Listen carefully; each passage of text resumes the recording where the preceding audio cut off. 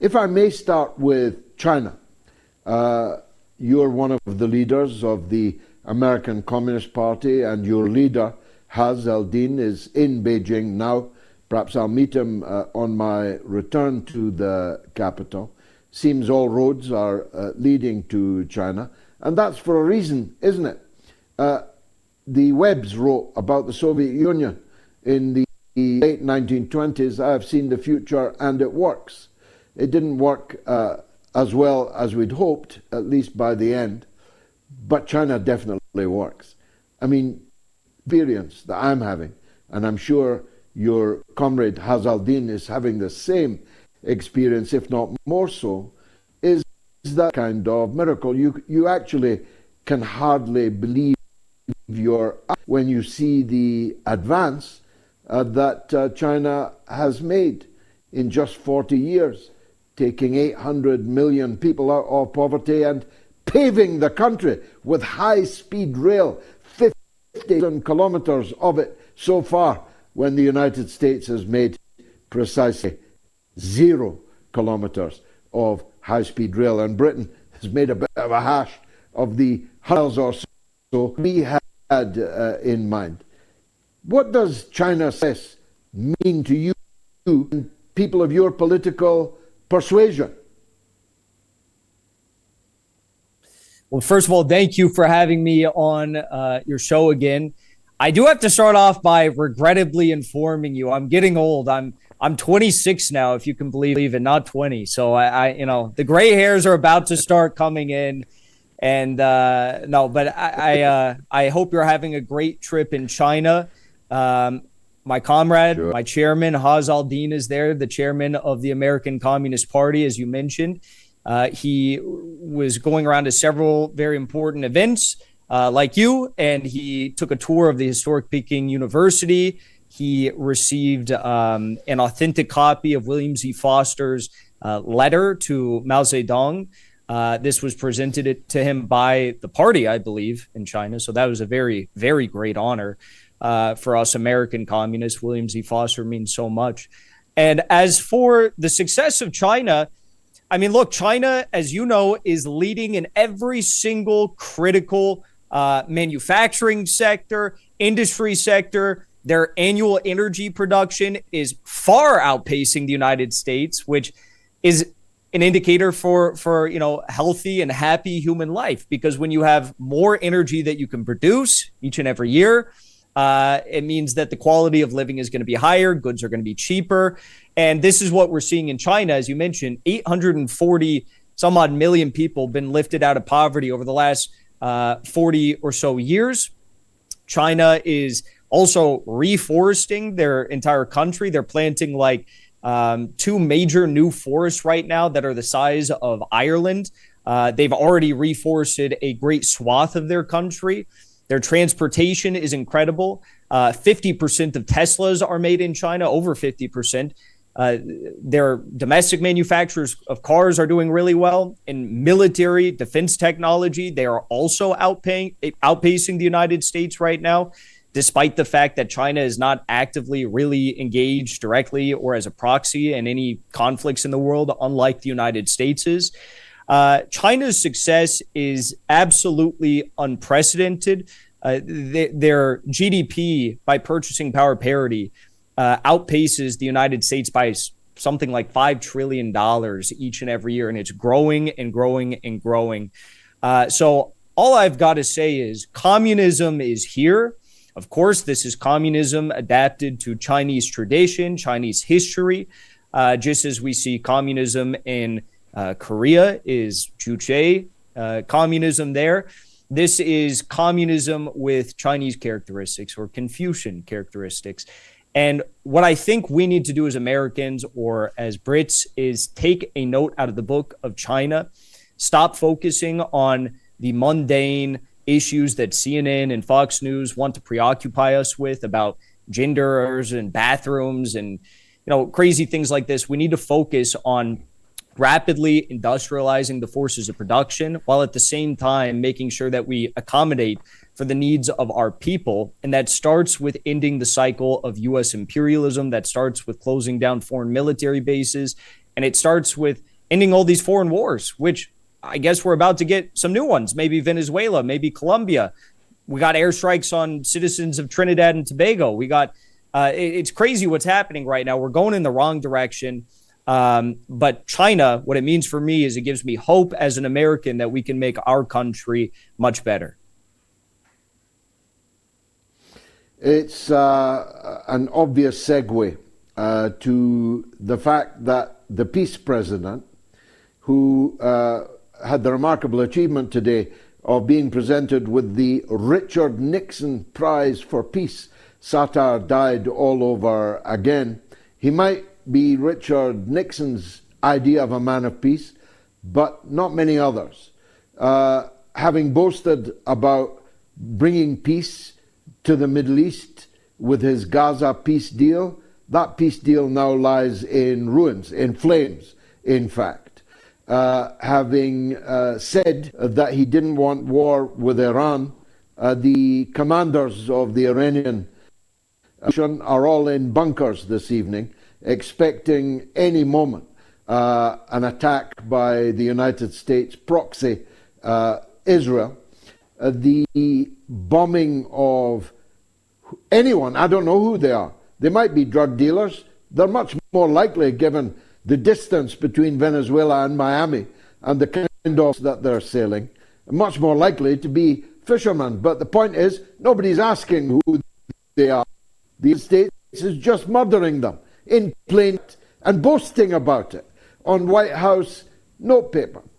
They threatened Colombia this week, having earlier deported the president of Colombia for a speech he gave whilst attending the United Nations in New York. And of course, they say they've told their allies that they are actually going to invade Venezuela. Good luck with that, I say. I've seen Venezuela. I've seen the size of Venezuela. I've seen the mountains of Venezuela. There'll be a guerrilla war there for 30 years if the United States invades it. But they seem determined upon war after war.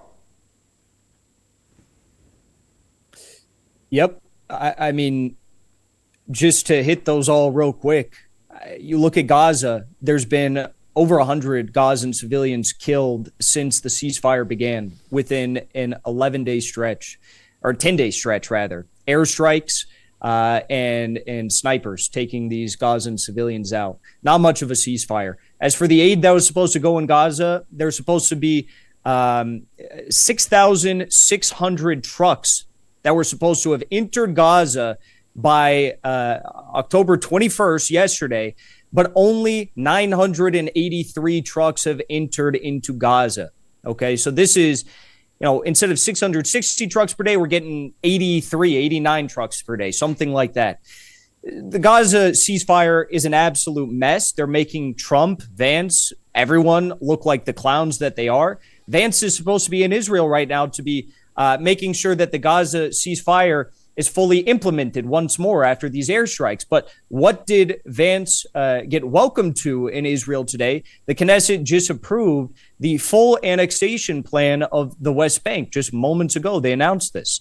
As for Venezuela and Colombia, these fishermen, I mean, the United States, if they were drug dealers, they would have taken the surviving members of these boats and they would have taken them to the United States and prosecuted them.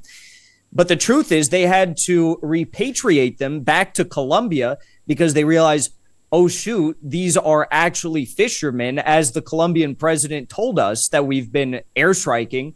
And we're going to get into a really dicey legal issue internationally if we try to bring these Colombian citizens into our country and prosecute them over who knows what. I don't know. I agree with you. This is going to be America's Vietnam or possibly worse. The People's Militia in Venezuela is 1 million plus strong. They are strong defenders of the Second Amendment, as we say in America. They're all armed to the teeth.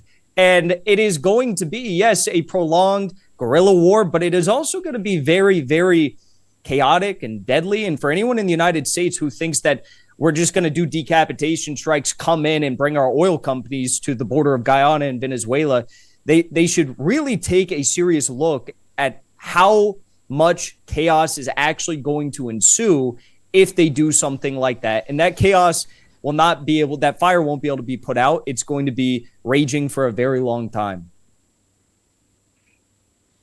And of course, the consequent flow of refugees arriving at the border, they'll not be stopped by Trump's wall. No. But I mean, that's okay for big business in the United States because, the Koch brothers infamously were major supporters of mass migration into the United States, despite the fact that they are conservative, legacy brand in the United States. Capitalists love mass migration. They support it because it gives them cheap labor for their enterprise. So I wouldn't be surprised if they secretly support that sort of stuff. Finally, Jackson, the big enchilada for me at least, I think for you too, is the Ukraine war between NATO and the Russian Federation. There seems some doubt as to whether Budapest is going to happen, and bigger doubt that if it happens, there is the will to meet what must be Russia's minimum terms, because Russia has made huge sacrifices in every respect in this conflict, and they're not going to call it off with most of their war aims unfulfilled. So we have, even if it happens, the basis of another failure to agree and the war dragging on. How does it look to you? Well, frankly, the U.S., Ukraine, they've run out of cards, as we all know.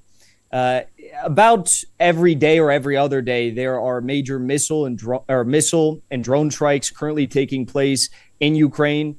Russia is sending 400 to 600 drones at a time in these swarms. Last night was a huge attack on Ukraine. There were blackouts all across the country.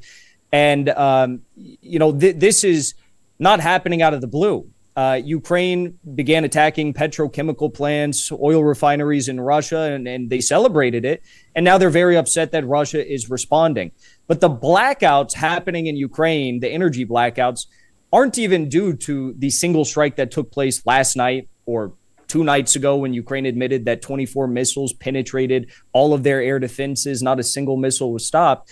These blackouts are happening, as I understand, because of the months and months and months, years and years of very, very, very well-coordinated attacks, strikes that have been followed up by drone attacks the next night. This is an art that Russia has perfected. And now you just have sweeping blackouts all across the country right before winter because these energy grids are frankly unable to be repaired.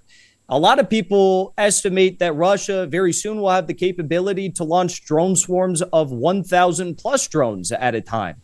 It's not getting any better for the Ukrainians. They're talking about Tomahawks. Tomahawk missiles are primarily fired off of Navy ships. So I don't know what Ukraine, thinks that they're going to do with the Tomahawks. Of course, they can utilize them from land, but it's not what they're designed for. To think that this would be a silver bullet is ludicrous. I think the Tomahawks were an effort to try and get Putin to come to the negotiating table, but there's nothing to negotiate. The Russia has the territory they have. Everyone knows they're not going to give it up. Maybe the Washington Post doesn't. Washington Post says that Trump wants Putin to give up Kharkov and Zaporozhye. Never going to happen. The truth is Trump needs to wipe his hands clean and leave Zelensky out to dry. Whatever happens will happen. He does seem to want to do that until the next day when he seems to backtrack. Is this just the eccentricity, to put it its kindness, of the personality of your president? Or are people leaning on him? Or is he deliberately deceiving one side or the other? I think there's a fair bit of deception at play with both sides. I think he sees himself as this negotiator, as we all know. I think that he is heavily influenced by the last person he spoke to, who has some medals on their uniform. But the truth is, why this has lasted for so long is because Trump literally has zero options. All of the options that General Kellogg provided to him, at the start of the administration with their neocon think tanks, they've all been rejected. Trump understands it's not going to be accepted. J.D. Vance's slightly better peace proposals also rejected. Rick Grinnell, who had the best ones, has ostensibly been forced out of the Trump administration, it looks like, because he happened to go meet with President Maduro at the start of the administration, and that really upset Marco Rubio, the Secretary of State. So our best voices are seemingly getting forced out of the administration, and Trump has no option. So he's floundering like a fish out of water. He doesn't know what to do. And the answer is right under his nose. It's very simple. Make peace with Russia. There's nothing else to do at this point. Why would you put all your eggs in the basket of Europe? Europe is crumbling. It's a dying horse. Make peace with Russia. You think Budapest is going to happen? I don't know if it'll happen. I think it's possible it happens, but there's this idea that's been floated, I've seen discussed, about Trump and Putin flying on the same jet into Budapest, and I think that would probably safeguard anything from happening to President Putin. Anyone trying to down his plane, it's really crazy.